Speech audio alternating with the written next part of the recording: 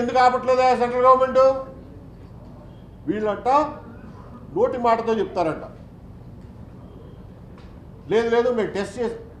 అరే ఈ పైకి వచ్చిన 3.5 ఎత్తు డయాఫ్రమ్ వాల్ ఏదైతే ఉందో అందులో బొక్క పెట్టి, సన్నటి బొక్క పెట్టి క్రాస్ వాల్ సోనిక్ లాగింగ్ అంటారు.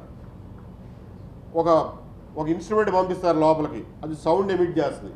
ఆ సౌండ్ మళ్ళీ ఈకో వస్తుంది, దాని రివర్స్ వస్తుంది. ఆ వచ్చిన దాన్ని బట్టి ఆ వాల్ సాలిడ్గా ఉందా లేదా మధ్యలో ఏమన్నా బొక్కలు ఉన్నాయో చెబుద్ది. అది సోనిక్ లాగింగ్ అంటారు. ఆ సోనిక్ లాగింగ్ చేసి మాకు టెస్ట్ రిజల్ట్ ఇవ్వండి అన్నారు. అది చేయరు. భూమి పైన ఉన్న గోడే సరిగ్గా ఉందో లేదో మనకు తెలియదు, భూమి లోపల ఉన్న డయాఫ్రమ్ వాళ్ళు సరిగ్గా ఉందో లేదో అసలు ఏమాత్రం తెలియదు. ఆ టెంపరేచర్ రికార్డ్స్ అన్న ఇస్తే మేము ఎస్టిమేట్ వేస్తాం సరిగ్గా ఉందో లేదో అని చెప్తున్నారు. అది ఎవరు? ఇది ఏమి ఇవ్వకుండా ప్రాజెక్టు ముందుకు తీసుకెళ్ళిపోతాం. 4 ఎక్స్పర్ట్లని 2024లో జూన్లో 4 ఎక్స్పర్ట్లను నియమిస్తా జీవో ఇచ్చారు సెంట్రల్ గవర్నమెంట్. వాడు మరి బాబు మీ జీతభత్యాలు ఇంత, మీరు రోజు గంటకు $175, మీరు ఇక్కడికి వస్తే విజిట్కి వచ్చిన రోజుకు $1,600, మీ దారి ఖర్చులు, ప్రయాణ ఖర్చులు, పొద్దున్నే టిఫిను భోజనం మేమే పెడతామని చెప్పి జీవో ఇచ్చారు. 4 నియమించుకున్నారు. 4 నియమించుకుంటే మొన్న జనవరిలో ఇంకొకళ్ళు వచ్చి, ఇంకో కొత్త మనిషి వచ్చి ఒక రిపోర్ట్ ఇస్తాడు, అబ్జర్వేషన్స్ అని చెప్పి. దాని మీద సంతకం ఉండదు, తాడు బొంగరం ఉండదు, ప్యానల్ ఆఫ్ ఎక్స్పర్ట్స్ ఎవడో సంతకం పెట్టాడు. వీడు ఒక రిపోర్ట్ ఇస్తాడు. ఏమనంటే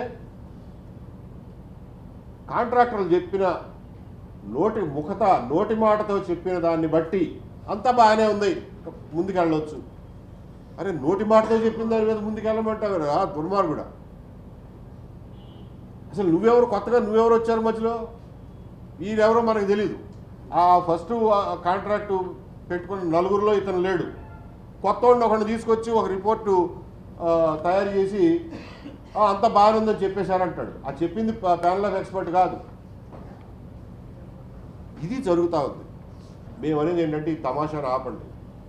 ఇది రాష్ట్ర ప్రజల మొత్తానికి సంబంధించిన విషయం. ఈ ప్రాజెక్టు ఆంధ్రప్రదేశ్కి జీవనాడి.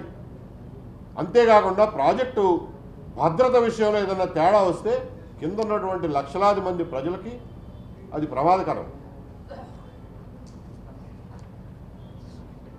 ఈ ప్రాజెక్టుని నాణ్యతాపరంగా పూర్తి స్థాయిలో ఇదన్నీ కరెక్ట్గానే ఉన్నాయి అని చెప్పి ముందు మీకు మీరు నమ్మండి. నమ్మి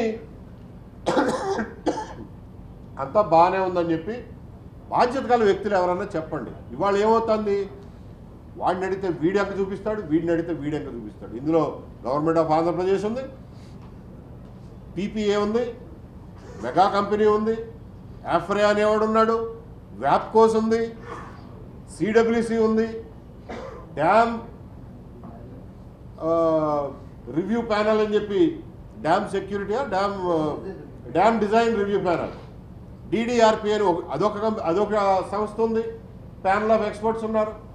ఇంతమంది ఉన్నారు. ఇందులో ప్రతివాడు ఇంకొక వైపున వేలు చూపిస్తాడు. మాకు అసలు నమ్మకం కలిగించేది ఎవడు? ఆంధ్రప్రదేశ్ ప్రజలకి ఈ ప్రాజెక్టు నాణ్యత విషయంలో, నిర్మాణ విషయంలో ఆంధ్రప్రదేశ్ ప్రజలకి గ్యారంటీ ఇచ్చేది ఎవరు? ఈ మీలో చెప్పండి, గ్యారంటీ ఇవ్వండి. మేమేమి ఇంజనీర్లం కాదు, మేమేమి చదువుకున్న వాళ్ళం కాదు, మామూలు మనుషులు. మాకల్లా ఒక బాధ్యత గల మనిషి బాధ్యతగా వివరాలతో సాధికారికంగా బాగానే ఉందా, మీ డయాఫ్రమ్ వాల్ సేఫ్, మీ డ్యామ్ సేఫ్, మీకెందుకు మేము సేఫ్గా కట్టి పెడతామని చెప్పి నమ్మకం ఇవ్వండి. మేము హాయిగా దుప్పటికప్పుడు పడుకుంటాం ప్రశాంతంగా. లేకపోతే ఆడు చెప్పిన దాన్ని బట్టి అయితే బాగానే ఉంది అంటే మేమెక్కడ నమ్ము? ఈ కాంట్రాక్టర్ని మేమెక్కడ నమ్ముతాం? ఇవాళ ఈ కాంట్రాక్టర్ కనుసన్నల్లో నడుస్తున్న ఇంజనీరింగ్ డిపార్ట్మెంట్ని మేమెక్కడ నమ్ముతాం? అది మేము చెప్పేది.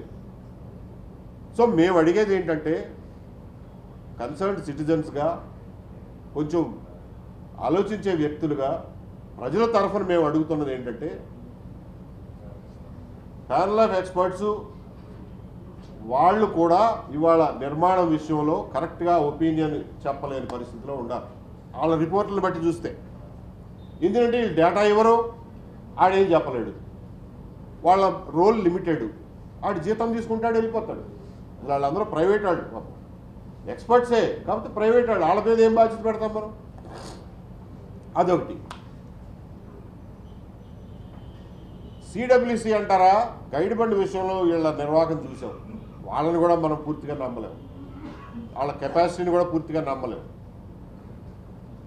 పీపీఏ అంటారా, అది ఒక పోస్ట్ ఆఫీస్ లాగా పనిచేస్తాను తప్ప అది తన అధికారాలను ఏమాత్రం ఉపయోగించుకోవట్లేదు. పీపీఏ పోస్ట్ ఆఫీస్ లాగా తయారైంది. ఇక్కడ ఆంధ్రప్రదేశ్ విషయానికి వస్తే వాటర్ రిసోర్స్ డిపార్ట్మెంట్ కానీ ఇంజనీరింగ్ డిపార్ట్మెంట్లు కానీ ఇవన్నీ కాంట్రాక్టర్ గారి కనుసన్నల్లో పనిచేసేయే తప్ప ఇవాళ ఆ పోలవరం ప్రాజెక్టుకి ఈఎన్సీగా ఎవరు ఉండాలో కాంట్రాక్టర్ గారే డిసైడ్ చేస్తారు. ఆఖరికి గవర్నమెంట్ ఎవరు నడపాలో కూడా ఆయన డిసైడ్ చేస్తారు. అది మనందరికీ లోపాయి గారికి తెలిసిన విషయమే, అధికారికంగా ఎవరు కాగితం రాసి ఇవ్వరు కానీ. కాబట్టి వీళ్ళని నమ్మి మనం దీన్ని ముందుకు పోలేము అనేది మా ఉద్దేశం. కాబట్టి అవసరమైతే ఈ ఓవరాల్గా ఇప్పటివరకు జరిగిన దాన్ని, ఇప్పటివరకు జరిగిన నిర్మాణాల వరకైనా మనకు గ్యారంటీ ఇచ్చే వాళ్ళని ఒక ఇంటర్నేషనల్ ఎక్స్పర్ట్స్ని ఒకళ్ళో ఇద్దరినో ముగ్గురినో హైర్ చేసుకోండి, వాళ్ళతోటి పరిశీలింప చేయండి. ఈ కట్టిన గైడ్ బండ్ కాదు, డయాఫ్రమ్ వాల్ సేఫా కాదా అనేది ఇతమిద్దంగా తేల్చండి మహాప్రభు. ఆ డేటా ఇవ్వలేదని నువ్వు ఓకే అన్నావని వాడు ఒకళ్ళ మీద ఒకళ్ళు నెట్టుకోవడం కాదు, దాని మీద ఇప్పుడు కట్టిన డయాఫ్రమ్ వాల్ మీద ఒక ఫైనల్గా దాన్ని పనికొస్తుందా పనికిరాదా అని సర్టిఫై చేయండి.